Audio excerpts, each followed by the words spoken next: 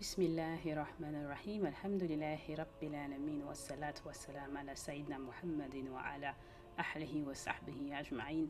Ahmabad. Salam alaikum wa rahmatullahi wa barakatuh. Aujourd'hui, nous allons faire le cours numéro 11 de la Sira. La semaine dernière, ou dans le cours numéro 10, nous avons vu le mariage à Khadija binti Khuwaylid.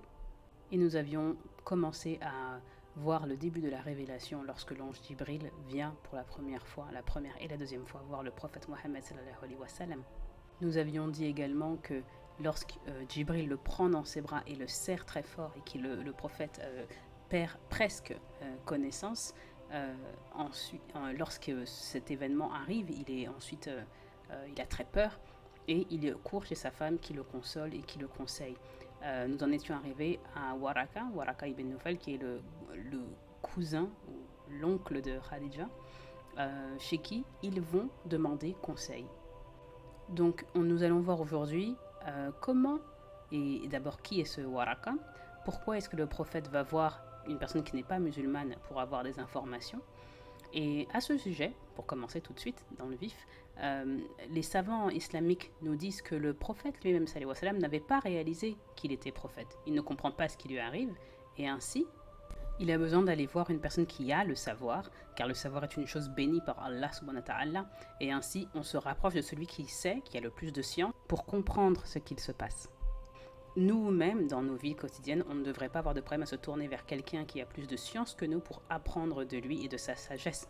Donc le prophète sallallahu alayhi wa sallam, qui lui ne reconnaît pas qu'il est prophète, il va voir quelqu'un qui est au courant de la prophétie pour voir ce qu'est la prophétie. On se souvient que les Quraysh ne savent pas ce qu'est la prophétie, ils ne connaissent pas le monothéisme et ils connaissaient un peu l'histoire d'Ibrahim alayhi salam, mais ils ne savaient pas le concept du prophète. Donc ce sont des histoires, et les histoires des prophètes précédents sont des histoires qui sont oubliées par les Arabes. C'est un peu comme de nos jours les bouddhistes ou les polythéistes qui essaieraient de comprendre le concept d'avoir un Dieu, seulement un être suprême qui dirige nos vies, qui nous guide, qui nous aide, et dont on écoute la parole. Et donc c'est un peu ce qui se passe chez les Quraysh, eux ne savent pas vraiment ce qui se passe. Nous avions dit, Waraka n'est ni chrétien ni vraiment juif, il est plutôt judéo-chrétien. Donc dans sa lignée, il est monothéiste, mais il n'a pas une seule religion qui lui est assignée, si vous voulez. Et donc le prophète, Waraka ibn Nufayl, dans sa tradition religieuse, il y a des prophètes, donc il connaît ce concept. Et tout de suite, il dit au prophète, ce que tu as vu, c'est l'ange Jibril, c'est également le Namou qui a parlé avec Moussa alayhi salam. Et les savants disent qu'il prend l'exemple de Moussa parce qu'il est plus proche que le prophète Issa, il est plus proche du prophète sallallahu alayhi wa sallam. Et dans ce hadith, Aïcha radiyallahu anha nous dit ce que Khadija dit à son mari à propos de Waraka. Donc Aïcha n'y était pas, mais c'est l'histoire qu'elle a reçue du prophète sallallahu alayhi wa sallam, et ainsi elle peut nous narrer directement le contenu de cette conversation entre Khadija et le prophète sallallahu alayhi wa sallam. Et donc nous avions dit que Waraka était mort peu après cette conversation, que nous n'avons aucune autre histoire sur lui dans toute la littérature, dans toute la sira, dans les livres islamiques. Nous ne savons rien de Waraka après cet incident. Mais un jour où sa famille, la famille du prophète sallallahu alayhi wa sallam, demande au prophète qu'en est-il de Waraka.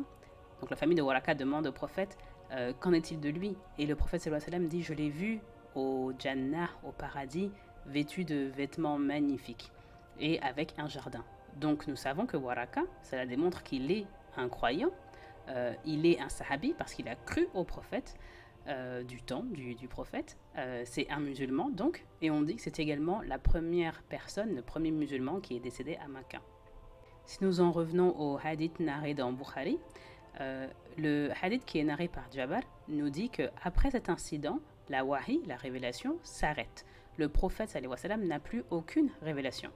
Ibn Abbas nous dit que pendant plusieurs jours, le prophète faisait des veilles dans les vallées autour de Makkah, dans les plaines autour, en voulant rencontrer l'ange. Il cherchait Jibril activement, mais il ne le revoit plus.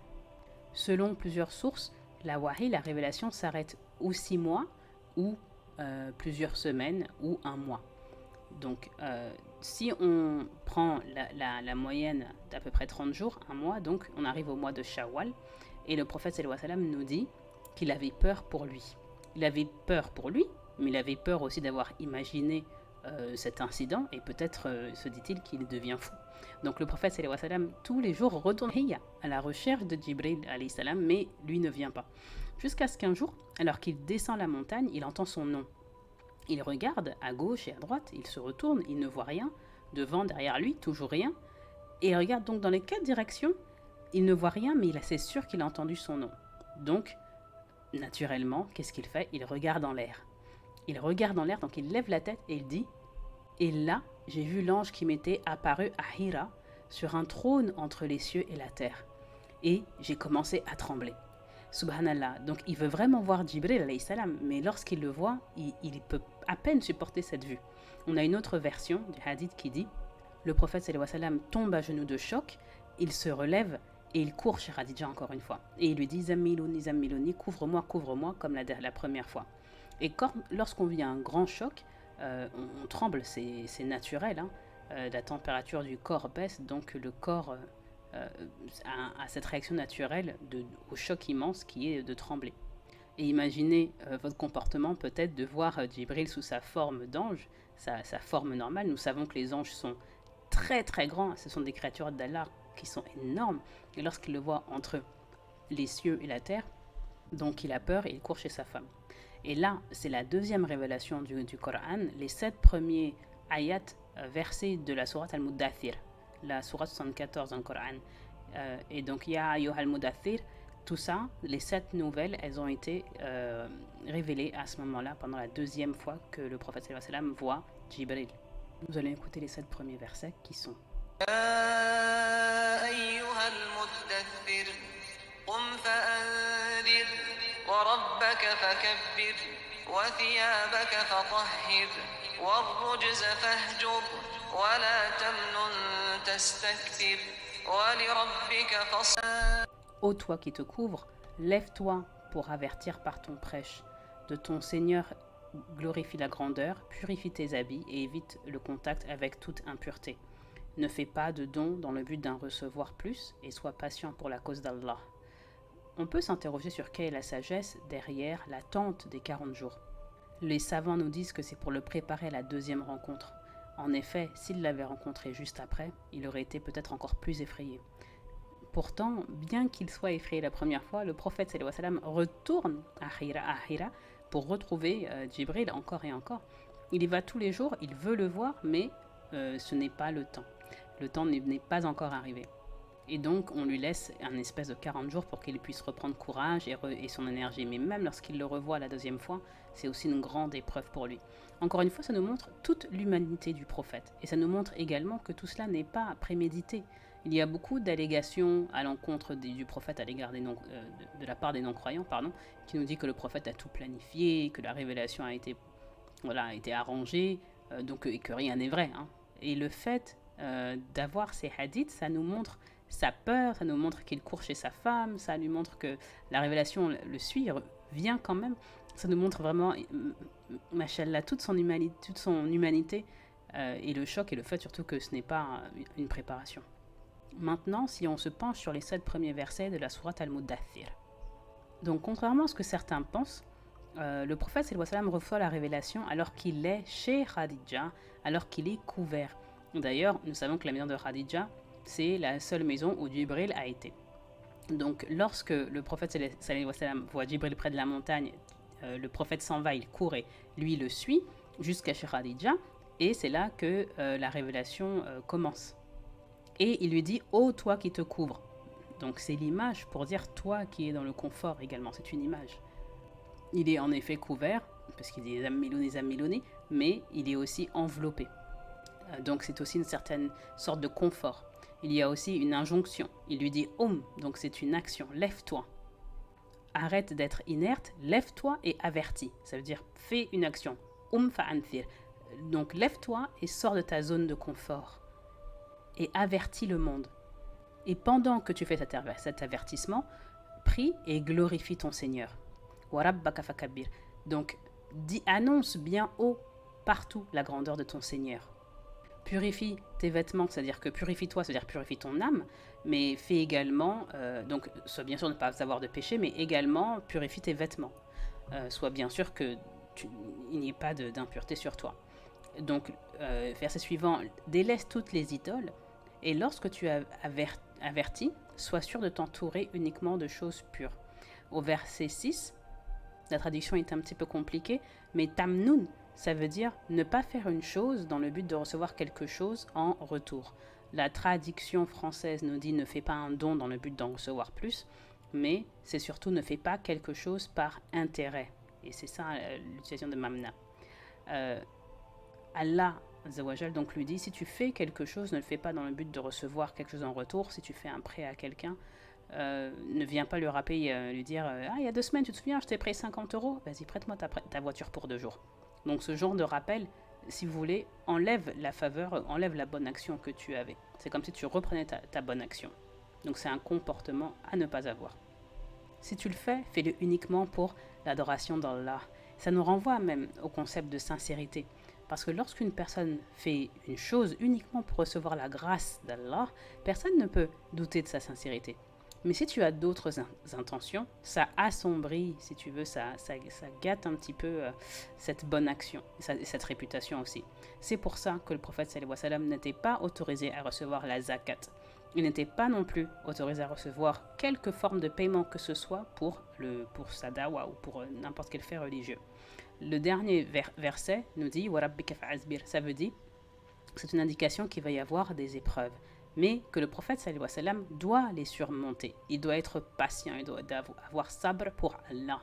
Et ainsi, ce sera la seule façon pour pouvoir surmonter ces épreuves. Et la seule façon d'être patient, c'est d'affronter ces épreuves pour la cause d'Allah, uniquement pour Allah. Nous faisons ici une petite digression théologique pour expliquer ce qu'est la wahi, la révélation. Mais nous devons un peu expliquer comment elle survient et quels en sont les effets. Donc, le hadith nous dit que la wahi, c'est la communication directe d'Allah Azawajal avec l'homme. Il n'y a aussi pas une seule version de recevoir la wahi, et les savants musulmans en ont dénombré 7. La wahi la plus traditionnelle, la plus courante, celle qui est toujours ouverte à l'humanité, donc celle que nous recevons tous, ce sont les rêves. À travers les rêves, Allah nous inspire et nous montre certains messages prémonitoires ou pas, et c'est une forme de communication entre Allah et les hommes. Le prophète sallallahu alayhi wa sallam, comme on l'a vu auparavant, a vu des rêves pendant 6 mois avant que la prophétie ne débute. Le deuxième type de wahi, c'est à travers ilham. Ilham, c'est ce que nous appelons le murmure des anges. Donc, il y a d'autres anges que Jibril, bien sûr. Jibril, c'est le patron des anges. Il y a par exemple les anges qui sont à nos côtés. Allah Azawajal dit de la maman de Moussa, la mère de Moussa, que nous l'avons inspirée pour qu'elle mette son fils donc dans le panier, dans le percé, pour qu'elle le mette sur la rivière et pour que ainsi il se fasse récupérer par la femme de Pharaon. Ça ne fait pas de Ummi Moussa une prophétesse. Elle a reçu cette inspiration et elle est réservée aux gens qui sont les plus pieux et les plus vertueux. À travers l'ange, Allah donne ces révélations. Et c'est une révélation qui nous est inspirée dans le cœur. En tout cas, ce qui est sûr, c'est que c'est une distinction dont il faut être digne, si ça vous arrive. Et peut-être le fait d'en parler ainsi, ça nous dit que si certains reçoivent cette inspiration-là, c'est une incitation à être encore plus pieux et encore plus vertueux que nous le sommes déjà. La troisième forme, c'est de voir et de parler à l'ange qui se trouve devant soi, comme le prophète sallallahu alayhi wa sallam l'a fait avec Jibril alayhi salam de nombreuses fois, que ce soit Iqra, que ce soit Al-Muddathir, que ce soit en fait quotidiennement. Et lorsqu'il était à Médine, pas à Makkah mais à Médine, le prophète sallallahu alayhi wa sallam nous dit que Jibril venait à lui sous la forme d'un sahabi qui s'appelait Dihya al-Qalbi. Dihya, c'est le sahabi, un ansar, qui est très très beau. On va en parler souvent. D'après la sahaba, c'est le plus beau des sahabis Dihya. Et lorsqu'il venait voir le prophète à Makkah, il prenait la forme de Dihya. Les gens ne reconnaissaient pas Jibril, mais plusieurs fois, par exemple, Aïcha voit le prophète parler avec Dihya et elle lui demande qu'est-ce qu'il te voulait. Et le prophète sallallahu alayhi wa sallam lui répond ce n'était pas Dihya, c'était Jibril. Donc la troisième forme de wahi, c'est lorsque l'ange se présente sous une forme humaine. Le célèbre hadith de Omar ibn al-Khattab nous dit un jour l'ange vient, il avait les cheveux très noirs et des vêtements très blancs, il n'avait pas un seul grain de poussière sur lui. Alors lui, c'est Jibril. Parfois, les sahabis voyaient Jibril alayhi salam sous sa forme humaine, et parfois ils ne le voyaient pas, même s'il était sous sa forme humaine. Et lorsque Jibril alayhi salam restait sous sa forme humaine, c'était plus facile pour le prophète sallallahu alayhi wa sallam de communiquer avec lui. C'était moins douloureux physiquement et spirituellement, c'était plus facile pour lui. Ainsi, Jibril venait souvent sous une forme humaine. Et la quatrième forme de wahi, nous allons la voir maintenant, c'est lorsque Jibril, et ça c'était la wahi la plus difficile pour le prophète. Dès que ça se passait, il entrait dans une forme de transe, on ne sait pas vraiment pourquoi, mais il baissait la tête, il fermait les yeux et le monde autour de lui disparaissait. C'est comme s'il entrait dans ce monde de wahi. Nous, on ne sait pas vraiment à quoi ça ressemble, c'est ilm el-ghaib, ça relève de l'ordre de l'inconnu pour nous. Peut-être ne pourrions-nous pas le comprendre, mais c'est ainsi qu'il pouvait communiquer avec l'ange. Aïcha nous dit qu'elle a vu le prophète sallallahu alayhi wa sallam entrer de nombreuses fois en transe et que même les jours les plus froids de l'année, ça le faisait transpirer. Donc il suait à grosses gouttes. Donc la wahi, pour recevoir ce type de wahi, c'est un aspect physique vraiment très difficile. Nous avons un autre hadith qui nous dit que lorsque Surat Al-Maïda est descendue, lorsqu'il a reçu la sourate, ils étaient à chameau, le prophète était à chameau, avec la sahaba. Peut-être qu'il voyageait. Et lorsque la sourate est descendue, elle était tellement lourde que le chameau a dû s'asseoir. C'est-à-dire que Allah Azzawajal nous dit, nous allons te révéler, te donner une parole lourde. Mais tant, on l'a toujours entendu au sens figuré, lourde de sens, mais c'est également physiquement. Lorsqu'on sait qu'un chameau porte plusieurs centaines de kilos et que pour la recevoir Al-Maïda, il doit s'asseoir, c'est-à-dire que c'est un poids vraiment insupportable pour lui. Enfin, supportable, mais vraiment c'est un poids très difficile. Donc si ça l'est pour le chameau, imaginez ce que c'est pour le prophète sallallahu alayhi wa sallam.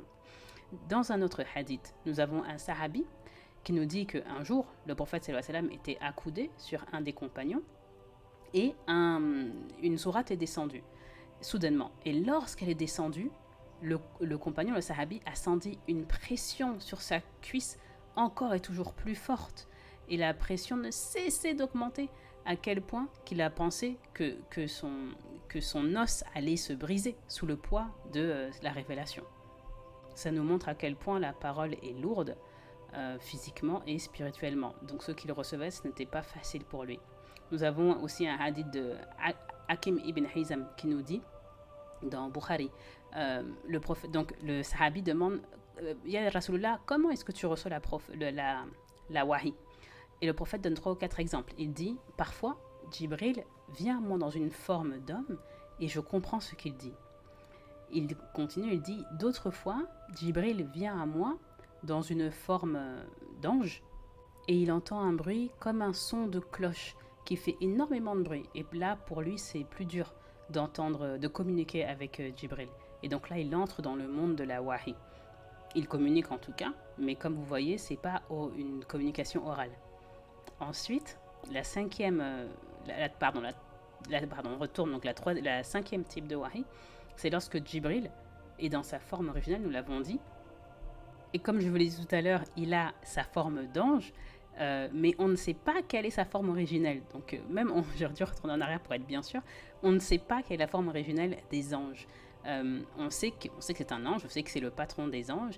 Dans Isra, on voit que quand Allah Azzawajal nous dit il a bien vu le noble envoyé à l'horizon auprès de Sidra Muntaha. Et donc, tellement qu'il bloquait l'horizon. Donc, on sait que Jibril est très grand, tellement grand qu'il bloque l'horizon. Vous imaginez on verra quand on fera Isra ou Al-Miraj, mais s'il bloque l'horizon d'un samawat, vraiment, il est énorme. On sait également qu'il a 600 ailes dans ces ayats. Et donc, les savants débattent de combien de fois le prophète sallallahu alayhi wa sallam a vu Jibril sous cette forme-là. Nous ne savons pas. On sait lorsqu'il fait le voyage nocturne, une fois auparavant lorsque Iqra, les savants se débattent pour savoir s'il y a une ou 2 autres fois. Mais en tout cas, ce sont 2 fois, donc nous sommes sûrs qu'il a vu sa forme originelle. La 6e forme de wahi, c'est lorsque Allah inspire le prophète sallallahu alayhi wa sallam directement. Il n'y a pas d'intermédiaire, il n'y a pas d'ange. Et c'est Ibn Qayyim qui nous dit ça. La septième forme, enfin, c'est le kalam d'Allah. Alors, le kalam d'Allah, c'est la parole directe d'Allah. Peut-être savez-vous, lorsque c'est arrivé une seule fois, hein, et c'est arrivé pendant Isra ou al-Maraj, pendant le voyage nocturne. Lorsque le prophète sallallahu alayhi wa sallam monte et qu'il n'y a plus de Jibril, il doit aller au-delà du Sidra Muntaha, nous verrons ce que c'est, et qu'il doit aller directement parler à Allah et qu'il reçoit les deux derniers versets de la sourate al-Baqarah. Et on ne sait pas ce qu'il se passe d'autre. C'est un entretien secret entre Allah Azawajal et notre prophète sallallahu alayhi wa sallam. Mais je vous encourage encore une fois vivement à apprendre par cœur les deux derniers versets de la sourate al-Baqarah. Vous n'avez pas idée à quel point elle est, peut-être vous avez, j'espère en tout cas que vous le savez, mais c'est un trésor, vraiment, c'est un bénéfice immense pour votre quotidien. Et si vraiment vous pouvez les apprendre par cœur, vraiment vous êtes protégé du matin au soir et toute la nuit. Et c'est comme une armure. Vous êtes entouré d'une armure dans un château fort. C'est-à-dire que rien ne peut vous arriver sauf ce que Allah a décidé, qadar Allah. Donc je vous invite à apprendre ces deux derniers versets, Inch'Allah, à vous, à vos enfants, à vos époux, à vos épouses. Vraiment, c'est un savoir basique pour tous les musulmans, pour vivre votre mieux de la meilleure des façons de votre vie, Inch'Allah. Le hadith nous dit que c'est donné directement par Allah et que ça vient d'un trésor sous le trône. Voilà, ça doit tout vous dire. Nous faisons un petit point d'éclaircissement ici. Lorsque le prophète sallallahu alayhi wa sallam va donc à son entretien avec Allah, il va seul parce que Jibril lui dit « Je n'ai pas la permission d'aller plus loin ». Même Jibril alayhi salam n'a pas la permission d'aller là où le prophète sallallahu alayhi wa sallam va. C'est un point très important sur lequel nous reviendrons plus tard. Mais de toute façon, le prophète sallallahu alayhi wa sallam va à un niveau où il peut entendre la plume, le kalam d'Allah écrire. Magnifique, subhanallah. Et c'est un moment où il se trouve à 2 portées d'arc ou moins, nous dit le verset, où il voit le hijab de Allah, le hijab de Nour, le voile de lumière d'Allah. Lorsque un compagnon lui demande « Est-ce que tu as vu Allah ?» Le prophète sallallahu alayhi wa sallam lui dit « Comment est-ce que j'aurais pu le voir ?» Il y avait un hijab de lumière. Et c'est là que le prophète sallallahu alayhi wa sallam parle directement à Allah. Et de ce que nous avons préservé, c'est arrivé une autre fois au moins, lorsque Moussa alayhi salam parle à Allah sur Touri Sinin, mais seulement Moussa est sur terre. Donc on peut se dire que Moussa alayhi salam est un digne messager, peut-être il est certainement préféré. Lui a reçu par contre la parole d'Allah sur Touri Sinin. Alors que le prophète sallallahu alayhi wa sallam, lui, est amené aux cieux pour parler avec Allah Azawajal. C'est vraiment un entretien privé que nous avons préservé tout ce que Allah souhaitons que nous préservons. Donc peut-être nous ne savons pas c'est arrivé à une autre personne, mais un autre prophète, mais c'est pour vous montrer la récompense sublime qu'est Isra wal Miraj pour le prophète sallallahu alayhi wa sallam. Et donc, on reconnaît ici que le prophète sallallahu alayhi wa sallam a été préféré à Moussa. Pas que Moussa alayhi salam ne soit pas digne d'être préféré, mais lui est resté sur terre et c'est une vraie marque de supériorité que le prophète sallallahu alayhi wa sallam, lui, soit invité aux cieux. Peut-être parce qu'il n'y a plus de prophète après lui, en tout cas, il est bien sûr le sceau des prophètes. Un autre point qu'il faut aborder, les savants nous disent donc que c'est lorsque Iqra est descendu, le prophète sallallahu alayhi wa sallam est devenu un nabi, mais lorsque Al-Muddathir, la deuxième partie, donc la deuxième révélation, est descendue, il devient un rasoul. Et bien sûr, nous devons donc voir